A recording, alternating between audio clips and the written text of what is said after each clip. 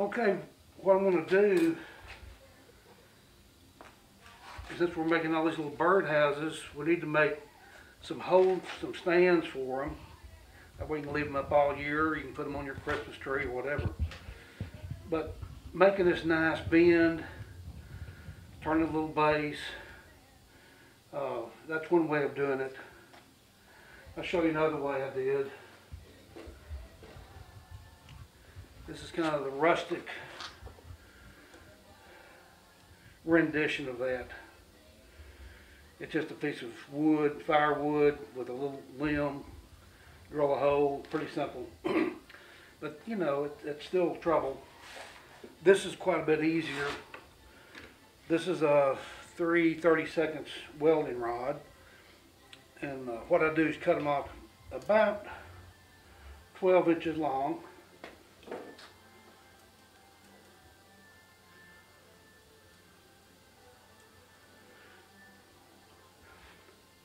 And then once you have a 12-inch piece of the rod, I take it, this is the part that's going down into the wood, I just bend about a 45-degree angle on it. I made this little jig, which is just a block of wood, but I can insert that into this groove, and I'm going to clamp it in place and bend it right around.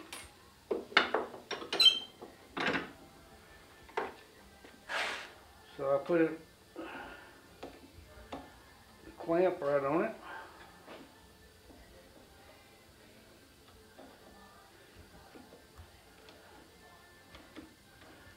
And then we can just bend it. Then we'll need to make a little curly Q on the end of it.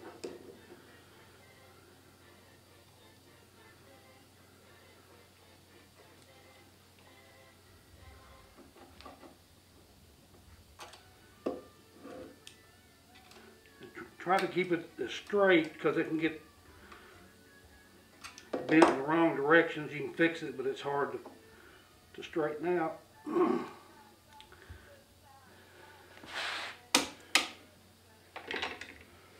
So now we have a piece that's close to right, but have to tweak it just a little bit, make it a nice smooth curve.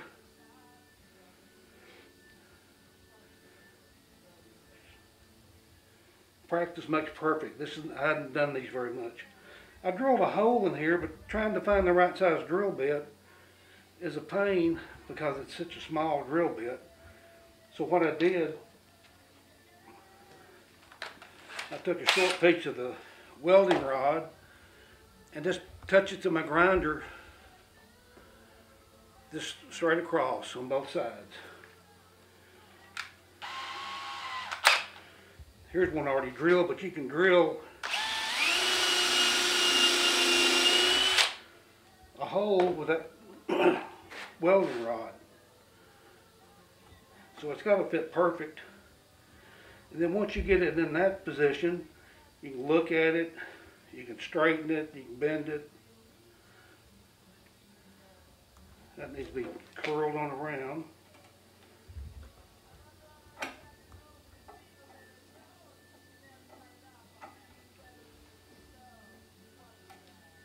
That looks pretty good. And I'm trying to center this hook right in the center of that. That way it's not trying to lean or... And you can adjust them and bend them once it's in this little hole you drilled and get them lined up like you want them. It takes a little practice, but then you can turn just a little wooden disc, drill a hole. You can paint them or texture them, burn them, do your artistic work on them. But anyway, that's a kind of a quick little thing. I've got one other way of doing this on the drill chuck. On the forge awl chuck. Okay, we have their little piece of welding rod, the 3 30-second welding rod. And I've done this a couple of times. And when I put it in there, it's going to be bending the insert into the wood the wrong direction, but I can fix that. But I'm going to go ahead and make a curly Q on the top with just some pliers.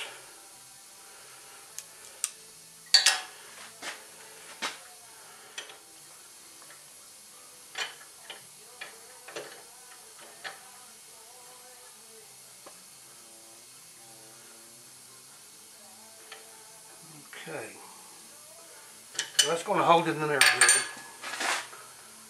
So we'll just turn it by hand, put a nice little bend in it.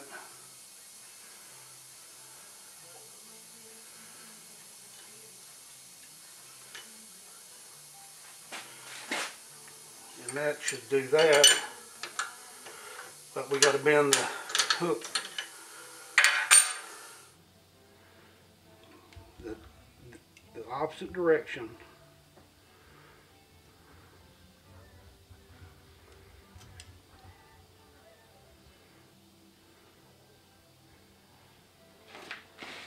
So that's a pretty nice, you know, you're going to have to tweak it just a little bit. But that, you know, it's pretty quick and simple. Everybody's got a 4-jaw chuck. Just put it in there, turn it by hand, then you're going to have to straighten it the other direction. But that's pretty quick and simple. You don't have to make any jigs or anything. So, where can they get the wire? They can probably get this at Home Depot or Lowe's in the metal department. I know any welding shop's got it. But anyway, it's 3/32. You can probably use an 1/8 of an inch or so, but that's a pretty good size.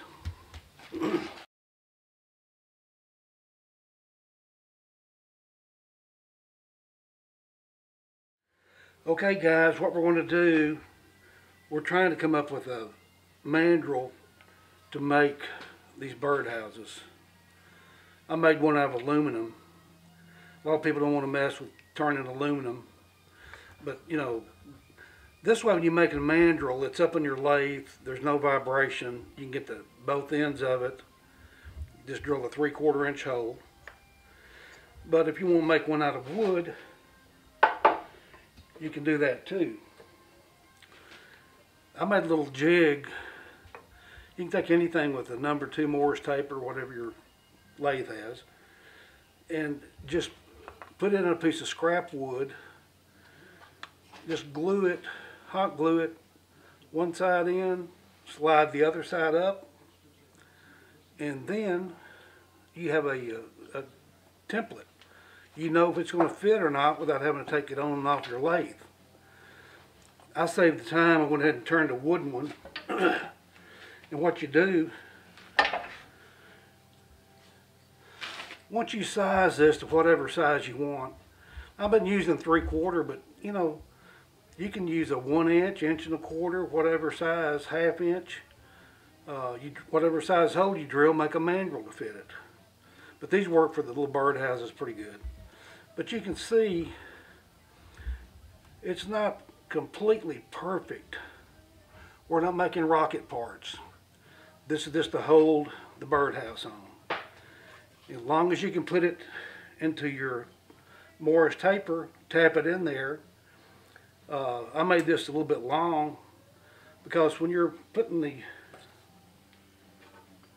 little birdhouses on there, you're going to dig into that, and you can just cut it off and move it forward.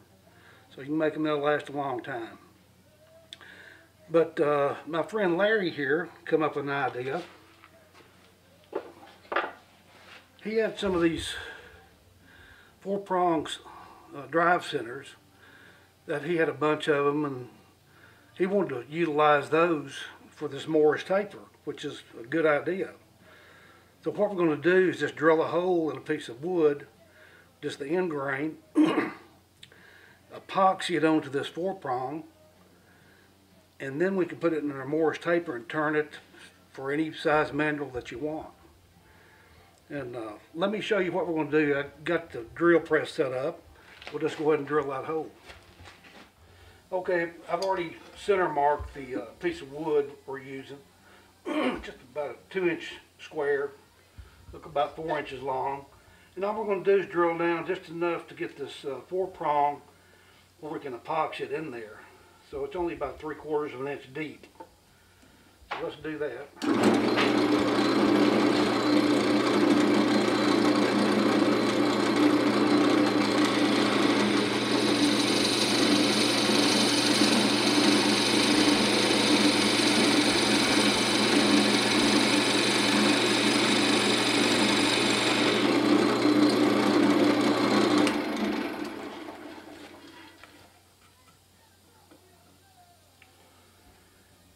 Okay, now we're going to epoxy that, and we'll turn it here once the epoxy sets. Then we'll have a... Okay, what we're going to do, we epoxied this spur center in to a block of wood, about a 2-inch square, about 4 inches long. We can go ahead and use the tailstock. We always do when we can. We don't want anything coming apart. We'll just round this off.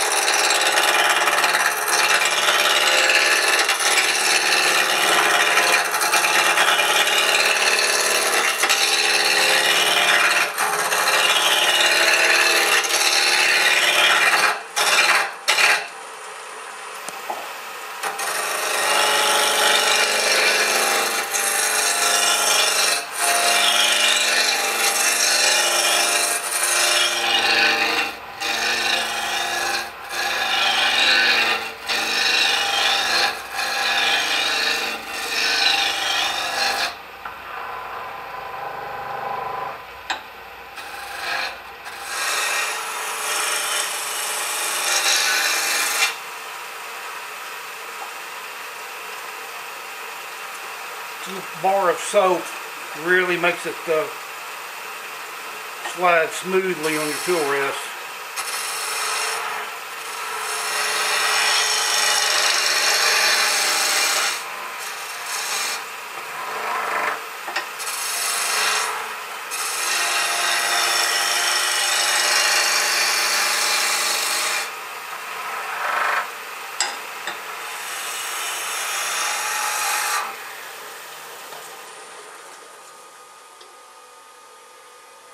Okay, we're going to do a 3/4 inch size on this. So I use my 3/4 open-end wrench. Get my beading parting tool, and we'll size it with that.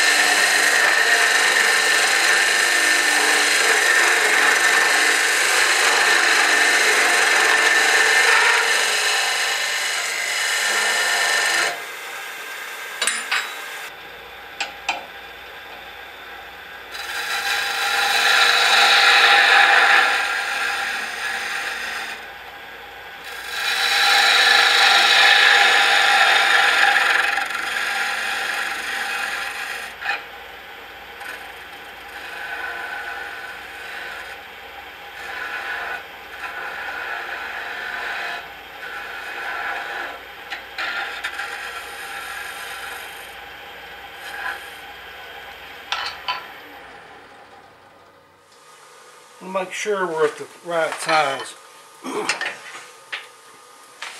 Okay, I just drilled a 3/4 inch hole in a block of wood to make sure it fit on there. It doesn't have to be an extremely tight fit. If you need to, you can put some tape on it. This is just a little bit loose. What we'll do is just make it a little deeper, go back a little further, and make it a little larger diameter.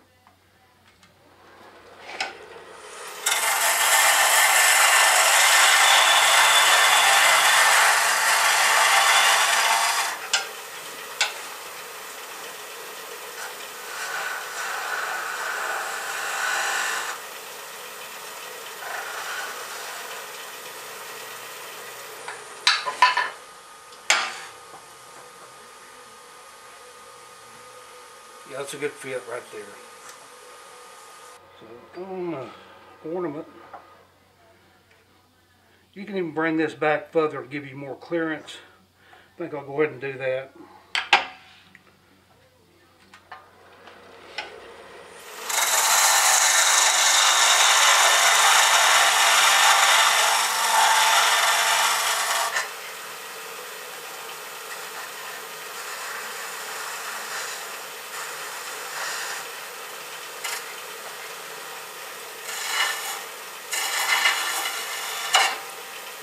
Pitch.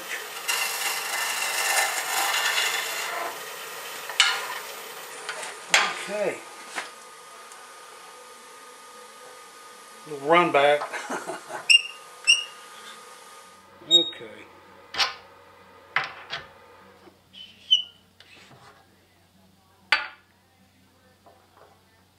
This will allow us to have more room to true the edge of it up when we're working on it. Let me get rid of that. I don't like the looks of that. It's the first time that ever happened to me.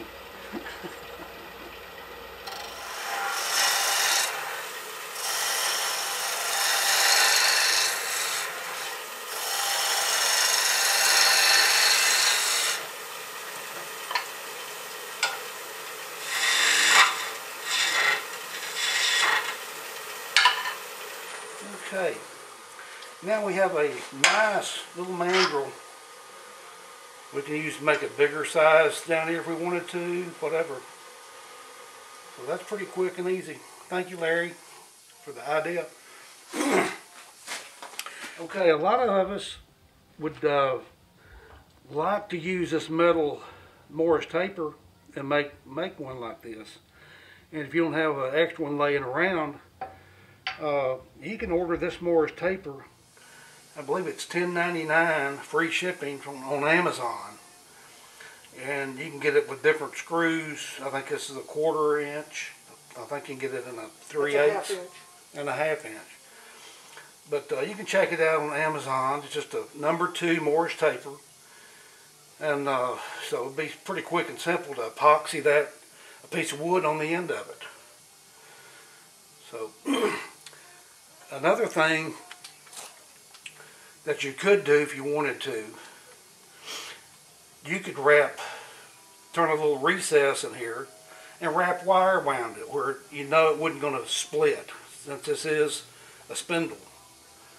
So if you could wrap a little piece of wire, put some glue on it or whatever, but that'd protect it from splitting. There's really no pressure on it, so that'll work fine just like that.